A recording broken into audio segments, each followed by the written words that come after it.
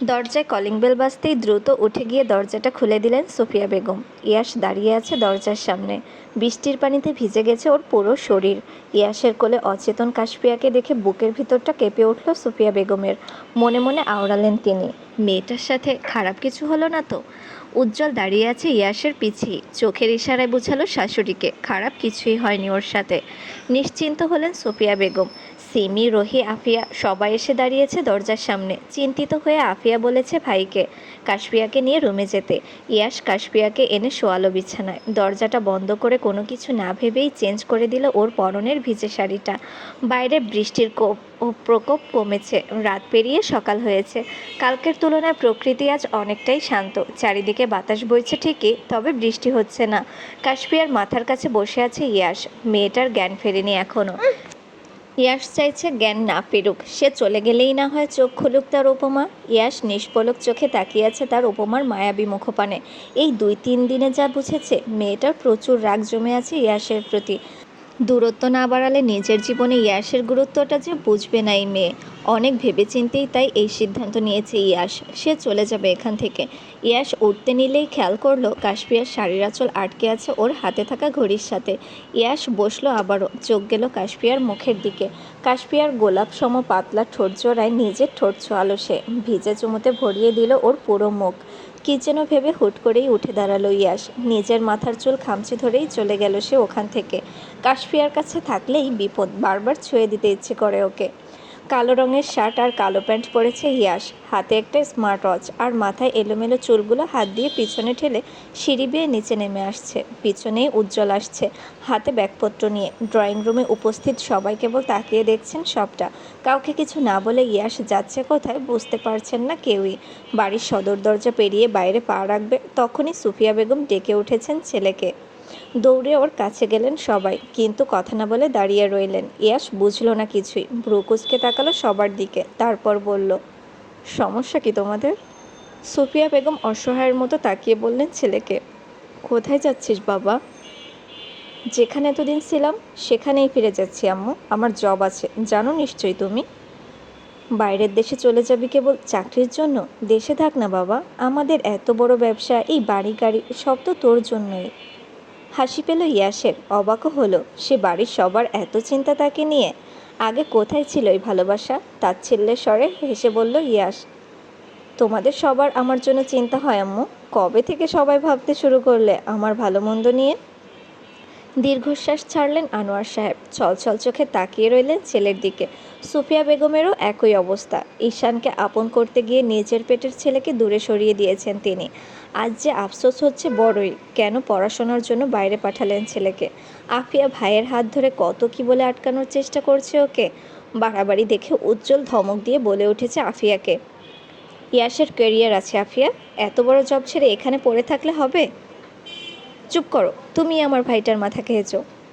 নির্বাক দৃষ্টিতে তাকিয়ে রইল উজ্জ্বল। শেষমেশ এই কথা শুনতে হলো তাকে। বোনের কথায় রাগ হলো ইয়াশের, সেও ধমক দিয়ে বলল আফিয়াকে, চুপ করো তো আপু, খাওয়ার এত জিনিস থাকতে দুলাভাই আমার মাথা খেতে যাবে কোন দুঃখে? চুপ করে গেল আফিয়া। পাশেই দাঁড়িয়ে থাকা সিমির মাথায় হাত বুলিয়ে দিকে ওকে সুন্দর মতো পড়াশোনা করতে বলে চলে গেল ইয়াশ বাড়ি থেকে বেরিয়ে। কান্না শুরু করে দিলেন সুফিয়া বেগম। এত কিছু করেও ছেলের মনের ভুল ধারণা ভাঙাতে পারলেন না তিনি। আবার কবে ফিরবে ওনার ছেলে? কবেই বা মা বাবা পরিবারের প্রতি অভিমান শেষ হবে তার? ইয়াশের জিনিসপত্র সব গাড়িতে তুলে দিয়েছে উজ্জ্বল। এয়ারপোর্ট পর্যন্ত সে যাবে ইয়াশের সাথেই। গাড়িতে উঠে বসেছে ইয়াশ, ড্রাইভারের পাশের সিটটাই বসেছে সে, আর পিছনে উজ্জ্বল। সামনের মিররের দিকে খেয়াল করলো ইয়াশ পিছনেই দাঁড়িয়ে আছে রোহি। ইয়াশের মনে হলো রোহি কিছু বলতে চায় ওকে। উজ্জ্বলকে বসতে বলে নামলো গাড়ি থেকে। এগিয়ে গিয়ে সামনে দাঁড়ালো রোহি। ইয়াশ কিছু বলবে তার আগেই বলল রোহি, শেষবারের মতো একটা জিনিস চাইবো ইয়াশ, দিবে আমাকে? ভনিতা না করে বলল ইয়াশ, কি চাই? ইয়াশের দিকে কিছুটা এগিয়ে গেল রোহি। ইয়াশ দাঁড়িয়ে আছে, তার আগের অবস্থা নেই। রোহি নিজেকে স্বাভাবিক করে বলল ইয়াশকে, তোমার ভালোবাসা চাই ইয়াশ, একটু ভালোবাসা দিবে আমাকে? তুমি অন্যের জেনেও আমি প্রতিনিয়ত অন্যায় করছি তোমাকে ভালোবেসে। তুমিও সামিল হও না আমার অন্যায়, একটু ভালোবাসো না আমাকে। তুমি নামক শূন্যতা যে আমাকে প্রতিনিয়ত গ্রাস করছে, আমি বেঁচে থেকেও মরে যাচ্ছি। বুঝতে পারছো না তুমি? কেন একটু ভালোবাসো না আমায় ইয়াশ? অন্য সময় ইয়াশ চুপ থাকলেও এবার রাগ হচ্ছে ওর। রোহি তো জানে ইয়াশ কেমন, ওর মন জুড়ে কেবল উপমাই আছে। কেন বাচ্চামি করছে রোহি? ইয়াশ রেগে গিয়ে কিছু বলতে নিলে হু হু করে হেসে উঠল রোহি। হাসতে হাসতে কিছুটা পিছিয়ে গিয়ে বলল ইয়াশকে, তুমি কি ভাবলে ইয়াশ আমি এগুলোই বলতে এসেছি তোমায়? না না, রোহি তোমাকে ভুলে গেছে, তার মনে জন্ম নেওয়া তোমার প্রতি সব ভালোবাসার মৃত্যু ঘটেছে। খুশি হয়েছো তুমি? কথা নেই ইয়াশের মুখে, কী বা বলবে ইয়াশ, এটাই যে চরম সত্যি, যে যাকে চায় সে কখনোই তাকে পায় না, তার প্রতি ভালোবাসা জন্মে না। এই যে ইয়াশই নিজের সবটুকু দিয়ে ভালোবাসে উপমাকে, সে তো বুঝে না ইয়াশের ভালোবাসার গভীরতা। রোহিকে বরাবরের মতোই বলল ইয়াশ, অপাত্রে ভালোবাসা দান করবে কেন রোহি? তুমি বরং তাকেই ভালোবেসো, যে তোমাকে তোমার মতো করেই ভালোবাসবে, চাইবে, আগলে রাখবে নিজের শেষ নিঃশ্বাস পর্যন্ত। মুচকি হাসলো রোহি, মাথা নাড়িয়ে কেবল সায় জানালো ইয়াশের কথায়। ইয়াশও হাসলো ওর হাসির উত্তরে। চলে গেল ইয়াশ। রোহি তাকিয়ে রইল ওর যাওয়ার পানে। রোহির এই মন বুলানো হাসির পিছনে যে চাপা কষ্ট লুকিয়ে, তা কি বুঝলো ইয়াশ? হয়তো না। সামনের মানুষটা জানলও না মেয়েটার ভিতর পুড়ছে তার বিরহে। জ্ঞান ফিরেছে কাশপিয়ার। আশেপাশে তাকিয়ে বুঝলো রুমটা ইয়াশের, বাড়ির সবাই ঘিরে রেখেছে ওকে। কাশপিয়া তবে ভুল দেখেনি, মানুষটা ইয়াশই ছিল। বিপদে পড়লে এই মানুষটা ছাড়া কেই বা সাহায্য করবে ওকে? কাশপিয়া খুঁজলো ইয়াশকে, কিন্তু সবাই থাকলেও ইয়াশ নেই সেখানে। উজ্জ্বল দাঁড়িয়ে আছে দরজার সামনে। ইয়াশের সাথে যাওয়ার কথা থাকলেও ইয়াশ ওকে বাড়ি ফিরিয়ে দিয়েছে কোনো একটা কাজে। উজ্জ্বল ওকে বিদায় জানিয়ে চলে এসেছে নিজের দায়িত্ব পালন করতে। উঠে বসলো কাশপিয়া। সুফিয়া বেগম দ্রুত গিয়ে বসলেন বৌমার পাশে। আফিয়া গরম স্যুপ নিয়ে এসেছে ওর জন্য। মুখে তুলেও দেখেনি কাশপিয়া। পুরো রুমে চোখ বুলিয়ে দরজার দিকেই তাকিয়ে রইল সে। হয়তো আশা করেছে ইয়াশ আসবে, কাশপিয়া ওর কথা অমান্য করেছিল বলে বড়সড় ধমক দিবে ওকে। কিন্তু আসছে না ইয়াশ। ইয়াশ কোথায়? একবারও আসলো না কেন তার উপমাকে দেখতে? ইয়াশ কি তবে রাগ করলো? ভাবনায় ছেদ পড়ল কাশপিয়ার। সুফিয়া বেগম ওর মাথায় হাত বুলিয়ে আদুরে গলায় বললেন, কাকে খুঁজছো মা? কাশপিয়া সব লজ্জা সংকোচ ভয় একদিকে সরিয়ে দিয়ে বলল, আপনার ছেলে কোথায় আম্মু? দীর্ঘশ্বাস ছাড়লেন সুফিয়া বেগম। ইয়াশ তবে কাশপিয়াকেও বলে যায়নি কিছু? মায়ের চুপ থাকা দেখে বলল আফিয়া, ও চলে গেছে কাশপিয়া। বুকের ভেতরটা মোচড় দিয়ে উঠল কাশপিয়ার। ইয়াশ চলে গেছে মানে? কোথায় চলে গেছে তাকে ছেড়ে? দ্রুত বিছানা থেকে উঠল কাশপিয়া। ওর ভয়ার্ত মুখশ্রীর দিকে তাকিয়ে আছেন সবাই। কথাটা যে ও মানতে পারেনি বুঝতে বাকি নেই কারোর। কাশপিয়া বলল আফিয়ার সামনে দাঁড়িয়ে, চলে গেছেন মানে? কোথায় চলে গেছেন আপু? আমাকে বলো, কোথায় গিয়েছেন উনি? আমিও যাব ওনার কাছে। চোখ জোড়ায় পানি জমল আফিয়ার। কষ্ট হলো কাশপিয়ার অবস্থা দেখে। সুফিয়া বেগম এসে দাঁড়িয়েছেন বৌমার পাশে।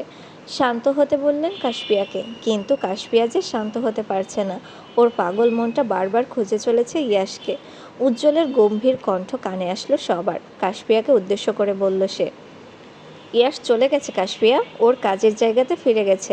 যাওয়ার আগে আমাকে বারবার বলে গেছে তোমার কলেজের কাছের হোস্টেলটাতে তোমাকে রেখে আসতে।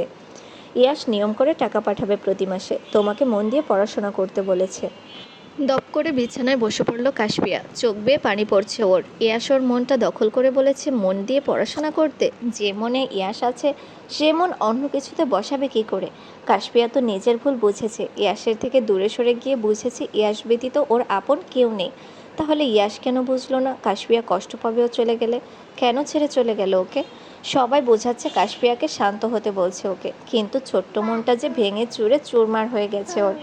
যেদিকে তাকাচ্ছে ইয়াশকেই যে দেখছে। কি যেন ভেবে চোখের পানি মুছে নিল কাশপিয়া। সিঁড়ি বেয়ে নিচে নেমে বেরোলো বাড়ি থেকে।